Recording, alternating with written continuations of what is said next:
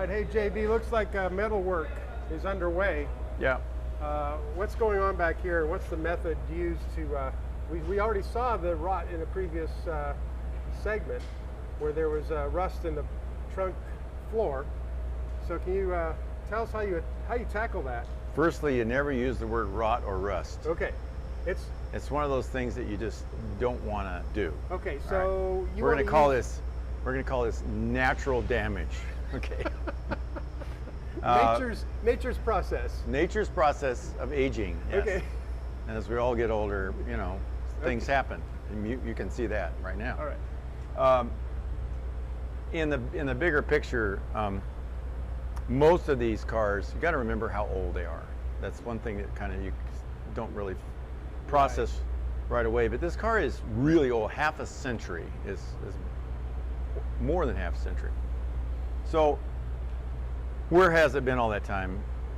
Every car is kept inside for a time, and then it just gets pushed outside, and most often they don't survive. And a lot of the 30s cars, the reason that they're gone is because they were old cars when World War II came around, and the need for metal exceeded the need for cars. So they were running out of metal, they were building tanks and planes and all kinds of things. And as a result of the war effort, a lot of the late 30s cars and especially the 20s and early 30s cars got sacrificed for the war effort. This car has some problems that we have to take care of.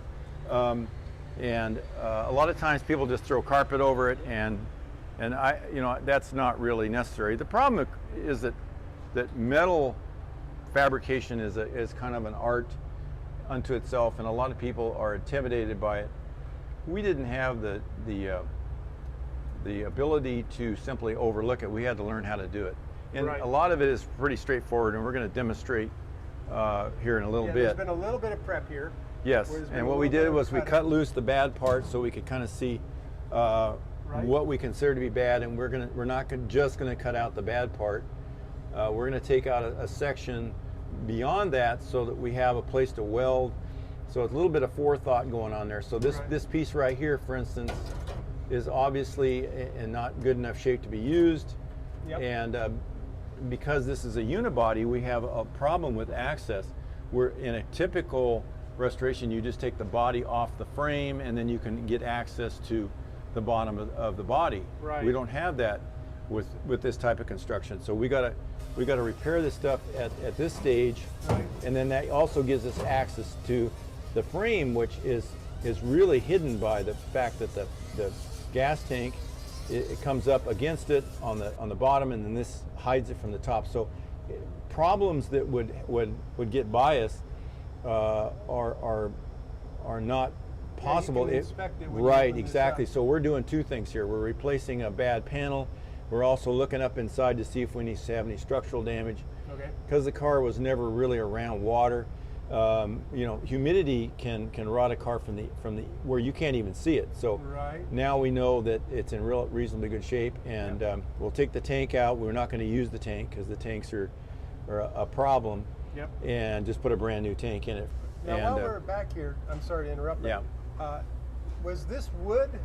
Was that the way it came out of the factory? Exactly. Was it wood pieces back here? You got to remember too that these cars, especially the rarer cars, the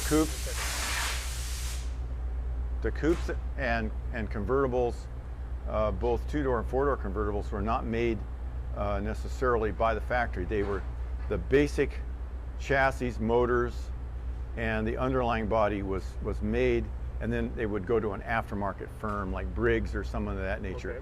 And these were large companies because they were charged with making all of the lesser cars for a factory. For instance, convertibles were never made at Buick or Chevrolet or any of those places. They're always made by an aftermarket company. Coach builder, yeah. Coach builder that was in the area.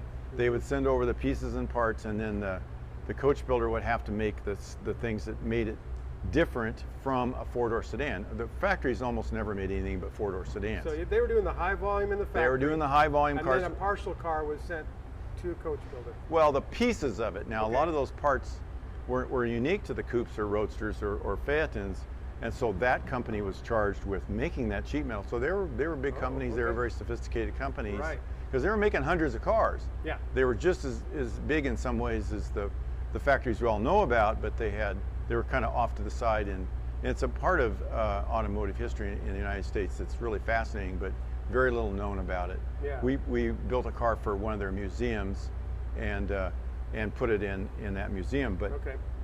so they were very large companies, but they were in charge of building these cars.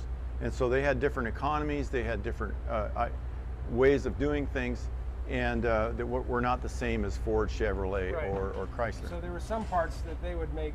There's some using parts a that they would different actually method make to really- themselves. Yeah. The deck lids would be an obvious example. Yeah. That deck lid is unique to a coupe or a convertible, so it's not going to be something that Lincoln or Ford would produce. I see. There's just not enough of them for them to mess with it. Right. Okay. So that made it even. So the quantities are very small. So the tooling amortization was very high because you're not making very many parts. Sure. So anywho, we're in the process of getting rid of some of the Cutting away bad panels. the panels exactly. you don't want to use, Right. and then fitting a replacement piece. Exactly. Now, one of the other things you want to observe at this stage is the color of the car is almost always evident in the trunk. Okay. Uh-huh. Everything else gets weathered, but the trunk, as you notice here, is a maroony red. So Uh-huh. that's what this car was originally, I see. Right. and that's how you Interesting. determine the original color. Sometimes it's color coded. In a lot of cases, it simply is not.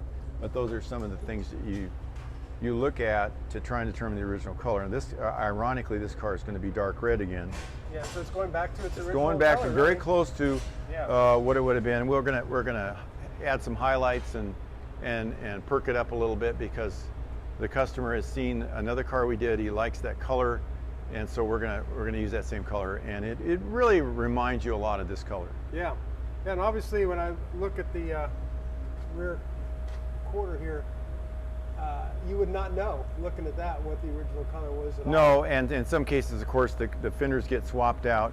Like Yeah. this fender, may, if you notice here, probably came off a green car. Yeah. Yeah. It looks like. All it right, so what we do when they come in is we high grade everything, especially the coupes. The coupes are the ooh Yeah. part of this whole process, and the convertible coupes. So they're going to get the best of everything. So that's one of the reasons you're always looking for parts cars, because you may just get two rear fenders, you may get to a good hood or a hood arm, and Right. so you're always high grading to try and start out with a better car. Right. In the various details, because that just makes for less work and less expense. All right. Cool. Well, let's look more in detail to this metal fabrication, because obviously Right. it's not just a flat piece of metal gets. No, thrown it's in not. I'm gonna show you here in just a second. Okay. Let's do that.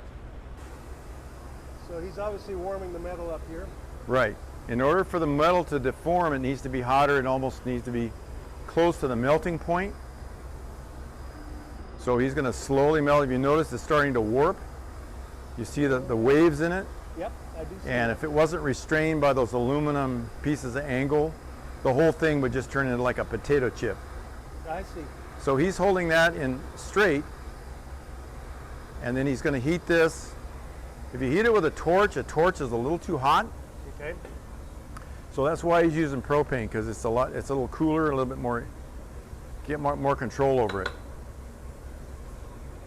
All right.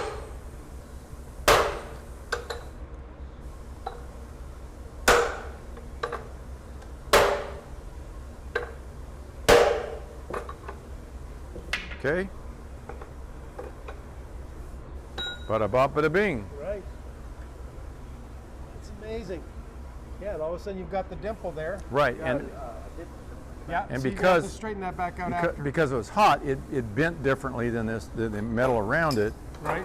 and we don't want it, the whole thing to have a giant dip. We want to be able to control. That's why we use a small piece of solid Yep. metal rod. Yeah, it's obviously cut to size. so Cut it's the gonna- size to be, you don't have to use something exactly the same. Yeah. As long as we create a dish that's Oh, look at that. That's real similar. Now fantastic. he'll still hand work it a That's little fantastic. Yeah.